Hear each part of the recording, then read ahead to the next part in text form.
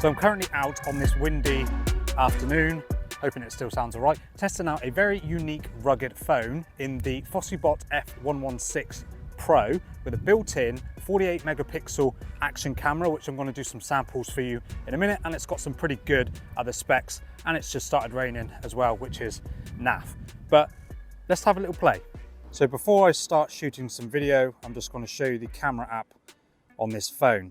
So you open it up and you've just got the regular video mode, but if you jump into interval, this brings you up with the wide angle 48 megapixel action camera. Now the distortion is off, but you can turn the distortion switch toggle on, so you just get that fisheye look. It's a 152-degree field of view, so it's a nice wide camera. You've also got a video LED which comes on, you can just about see it, but because obviously it's daylight, it's pretty difficult, and you can turn that on and off. Auto flicker, ISO levels, picture size, etc. So yeah, overall a really nice designed phone, really nice and compact. You've got a 4-inch display, 120 Hz, MediaTek Dimensity 7300, and you've also got 12 gigs of RAM and 256 gigs of storage. So as well as being an action camera phone, it's actually a good phone as well with those other internal specs. So let's just get some samples with that action camera. Okay, so what I did actually try doing was recording the audio for this part using the phone's microphone, but because it's so windy, I basically gave up. So I'm now switching to my plug-in microphone. So this is using that action camera, just doing a little bit of walking around, moving it. It has got electronic image stabilization. And then when I pick up a little bit of speed, let's just see what it's like with stabilization.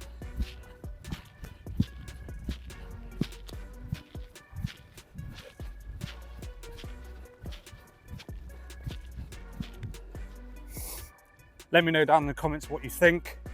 So one thing I did actually notice when playing back that video is the stabilization looked all right. It was set to super. There's a couple of options on the display. Set to super, so theoretically the best stabilization that you can get whilst recording video. But did you notice the color shifting? Literally going like light, dark during that video recording. That was something that was a bit strange. But overall, what did you think of that video quality? For the price point, you're not going to get the best quality video. Let's see how well this wind deflector is working. But yeah, let me know what you think of that video quality. Is it something that you would consider for this sort of price point, whatever? I'm now going to attach it to a neck strap and just see how it does with just general walking around.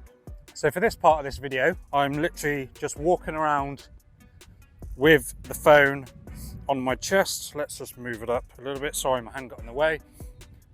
And just seeing how it copes with just walking on a pretty uneven ground. I'm just at the local rugby field.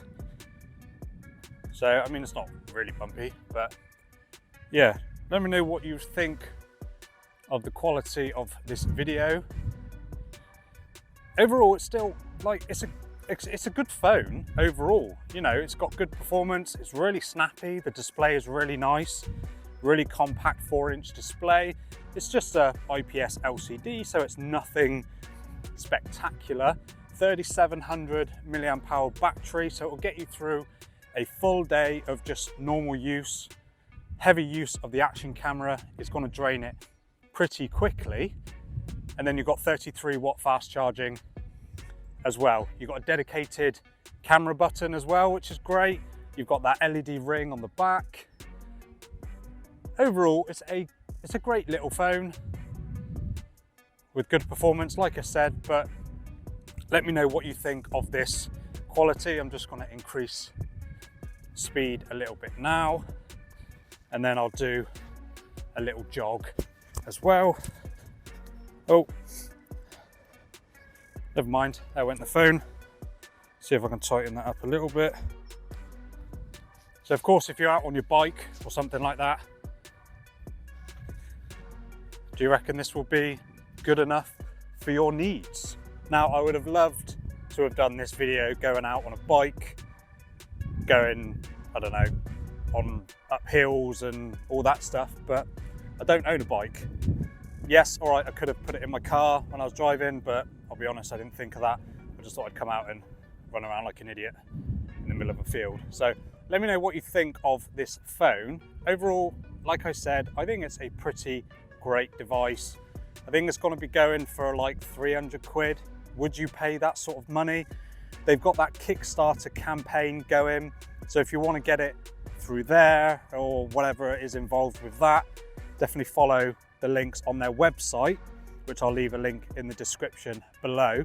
Let me know what you think of this device. It's a really cool looking phone and it's got some really nice features and it's got some great specs really with that 7300 Dimensity processor and 12 gigs of RAM. Let me know down in the comments what you think. Subscribe to my channel for potentially a little bit more like this, and I'll catch you in the next one.